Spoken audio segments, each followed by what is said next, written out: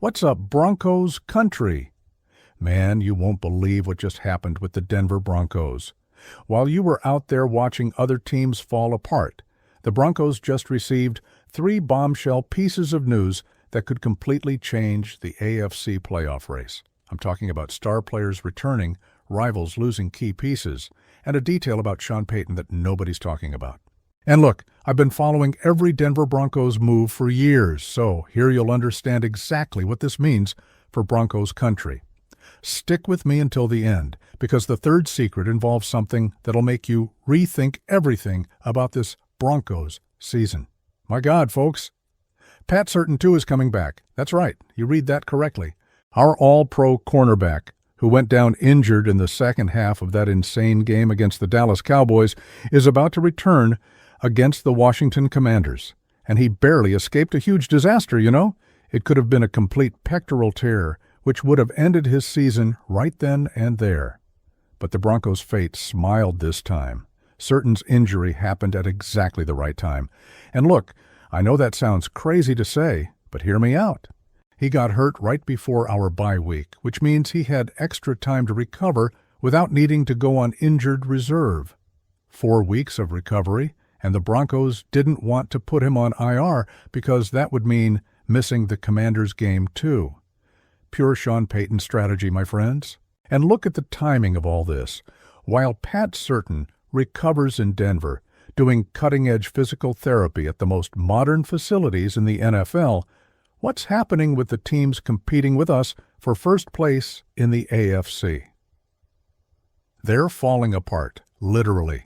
The Kansas City Chiefs, that team we hate with every fiber of our being, just lost Trey Smith, their Pro Bowl guard, for several weeks.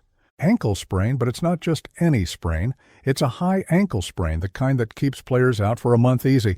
And man, this couldn't have come at a worse time for them. The Chiefs faced the Dallas Cowboys on Thursday night, and you saw how aggressive that Cowboys defense can be when they want to. Without their best offensive lineman, Patrick Mahomes is going to have to run for his life. And guess who else they're facing in the coming weeks? The Chargers, us again, and the Houston Texans. All teams with respectable pass rushes. The pressure on the opposing defense gets scary when you're without your best offensive piece. But wait, there's more. The Buffalo Bills are also suffering on the offensive line. They lost half their O-line in a single game against the Bengals. 2 rookie players who were playing incredibly well, one with a severe ankle sprain, another with an MCL injury.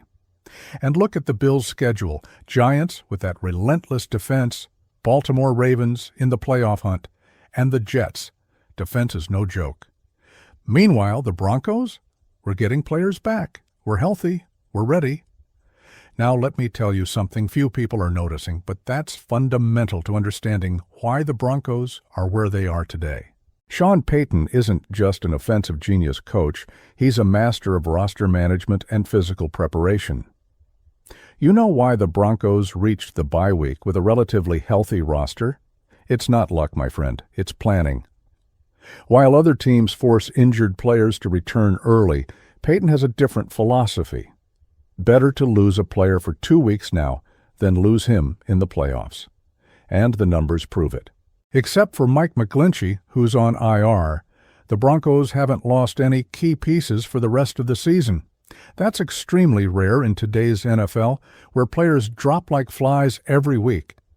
The way the team conducted practices, the workload, the recovery protocols, everything was designed to get us to the playoffs at full strength. Bo Nix posted a photo of himself in an ice bath at home during the bye week. Troy Franklin, our rookie wide receiver, didn't go to Las Vegas or Cancun to party. He stayed in Denver, taking care of his body and exploring the city. That's the mentality Payton built. That's the 2025 Broncos culture. And check out what Troy Franklin said at the locker room press conference when asked about the pressure of fighting for first place in the AFC. When you start looking at the future, that's when you get in trouble. We need to keep our feet on the ground and win 1-0 against the Commanders. Man, if the youngest player on the team is talking with that maturity, imagine the entire locker room. That leadership comes from Payton, no doubt. He created an environment, where even the rookies understand the process. And there's something Will Lutz, our newly re-signed kicker, the most accurate in Broncos history, by the way, revealed in an interview that gave me chills. They asked what was special about the Denver Broncos, and you know what he answered. The word no really doesn't exist in the ownership group's vocabulary. That's huge, folks.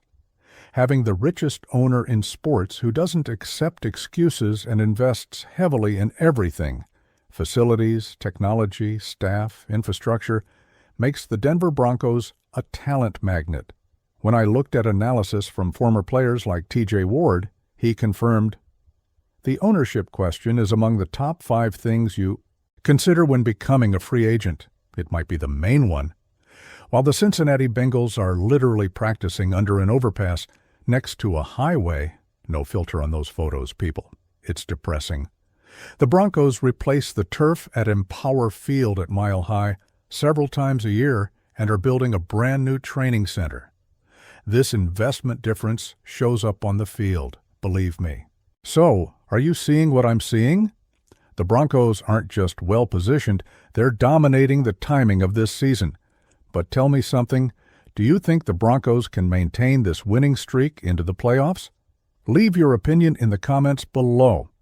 And if you're true Broncos Country, drop that like and subscribe to the channel because there's much more exclusive analysis coming. The third secret is still going to leave you jaw-dropped, I swear. Now let's talk about the elephant in the room. The Broncos' schedule over the next few weeks is almost too good to be true. And no, I'm not exaggerating. First, the Washington Commanders. Man, when the schedule was released at the beginning of the season, I thought this game would be a certain loss. Like I saw the Commanders massacre the Detroit Lions last year. They looked unstoppable, with Jaden Daniels commanding that offense. But today, it's a completely different scenario. Jaden Daniels is returning from an elbow dislocation, and according to Adam Schefter and other ESPN insiders, it's very unlikely he'll play against us. Very unlikely indeed. And look, the Commanders' own fan base is screaming on social media, "Don't let Jaden Daniels come back against the best pass rush team in the NFL." They're right to be scared. Nick Bonito and our defense are about to break the NFL sack record, and putting a quarterback just recovered from injury against this pressure machine would be suicide. So what does that mean? Marcus Mariota. And honestly, Marcus Mariota doesn't scare absolutely anyone in 2025. The Commanders are practically eliminated from the playoffs, less than 1% chance of making it according to current projections. They have nothing to play for while we're fighting for first place in the AFC. Total advantage for the Broncos. But it doesn't stop there. Look at the rest of our schedule. Las Vegas Raiders and a bunch of other teams that are either eliminated or fighting for the first pick in the draft. The Raiders? They don't want to win more games, man. Even if Pete Carroll wants to compete, management knows what's best for their future is to lose and secure a good draft position in 2026. So of our 6 remaining games, we have at least 2 against teams in complete downward spirals at rock bottom. And with 3 or 4 more wins, the Broncos practically guarantee the AFC West division title. Can you visualize that? Division champions, home field advantage in the playoffs, everything happening at Mile High, where we've won 10 straight home games. And now it's time for the truth. The third secret that'll make you rethink everything about Sean Payton. The Dameon Pierce story. A lot of people were outraged when rumors started circulating on Twitter that Dameon Pierce, recently released by the Texans, had chosen the Chiefs over the Broncos. The fan base freaked out. How did we lose him to Kansas City? Payton screwed up. We needed a running back. But Benjamin Albright pointed out something crucial that most people missed. If the Broncos really wanted Dameon Pierce, they could have signed him immediately after he was released by the Texans, instead of waiting for him to become a free agent. And that's exactly what Sean Payton would have done if he had said, "This is my running back, this is my solution." But that's not what happened. The Broncos let Pierce get released and didn't even offer him a spot on the 53-man roster. They offered a practice squad spot. Practice squad. And you know why? Because Payton already has what he needs. Jaleel McLaughlin is playing at an all-pro level when he gets opportunities. Audric Estime is showing explosion and power. R.J. Harvey, our rookie, has immense potential. Payton looked at this group and thought, I don't need anyone else. And there's another detail most people don't know. The reason Dameon Pierce was released in Houston is that he couldn't understand the zone running scheme. And guess what scheme Sean Payton lives and breathes? Zone running. If Pierce didn't learn it in Houston, why the hell would the Broncos want him? This was a masterstroke decision by Payton. He let Pierce choose the Chiefs because he knew he didn't need him, knew he wouldn't fit the system, and knew we have better options on the roster. While everyone was criticizing, Payton was 5 steps ahead. And look where this puts us, with a young, talented backfield that understands the system. No learning new schemes with a veteran who might not even adapt. Continuity, confidence, growth. Folks, the bye week is over. The playoff homestretch has begun. And I can't stop thinking about one thing. Are we witnessing something special happening in Denver? Think with me. We have a rookie quarterback in Bo Nix who's playing like a veteran. We have a defense that leads the NFL in sacks and is about to break historical records. We have a head coach who's a tactical and strategic genius. We have the richest owner in sports investing in everything. We have a healthy roster while rivals fall apart. And we have a favorable schedule in the final weeks. All the planets are aligning for the Denver Broncos, my friends. Courtland Sutton is having the best season of his career. Marvin Mims Jr. is exploding as a deep threat. Patrick Surtain will return as the best cornerback in the league. The offensive line, led by Garrett Bolles and Mike McGlinchey, when he returns, is holding up well. The linebackers are flying around the field making plays. The safeties are covering everything. And you know what else excites me? The culture that Payton built. When you see Troy Franklin, a 22-year-old rookie, talking about keeping your feet on the ground and focusing on the present, you know you have something special going on. When you see Bo Nix posting recovery workouts during the bye week, you know the mentality is different. When you see Will Lutz praising the Walton Penner ownership group, you understand that the entire structure is aligned. This isn't coincidence, folks. This is construction. This is long-term planning finally paying off. Remember when we drafted Bo Nix and everyone laughed? Remember when we hired Sean Payton and the national media said he was outdated? Remember when the Walton Penner Group bought the team and some experts questioned the investment? Look where we are now. 10 straight home wins, leading the AFC West in the fight for first place in the conference, with real chances of making it to the Super Bowl. And look, I'm not being delusional here. I know the road is tough. I know we'll face tough teams like the Chiefs again, the Chargers, maybe the Ravens in the playoffs. But for the first time in years, I look at the Broncos roster and don't see glaring weaknesses. I don't see holes we can't fill. The defense, elite. The offense, growing every week. Special teams, Will Lutz is ice in his veins. Coaching, Sean Payton is Hall of Fame. Infrastructure, the best in the NFL.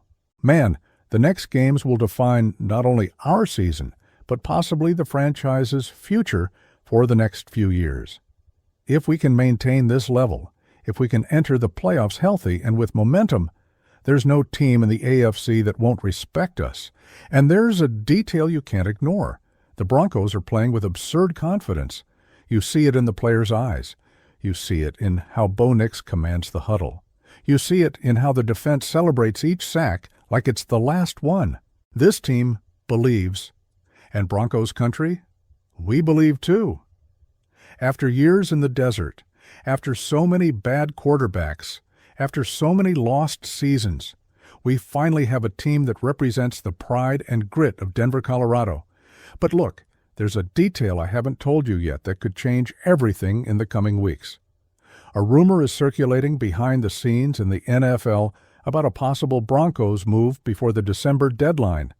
And if this is confirmed, man, the Broncos could become unstoppable. I'm going to reveal this in the next video, so you need to be subscribed to the channel with notifications on so you don't miss it. Seriously, this information is going to blow Broncos Country's mind. And answer me something in the comments. Do you think the Broncos can make it to the Super Bowl this year?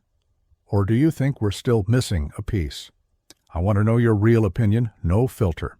And if you know someone who's true Broncos Country, tag that person here and share this video. Let's spread the mile-high energy to everyone. The bye week is over. The final push has begun, and the Denver Broncos are ready to explode. Broncos Country, let's go together to the end.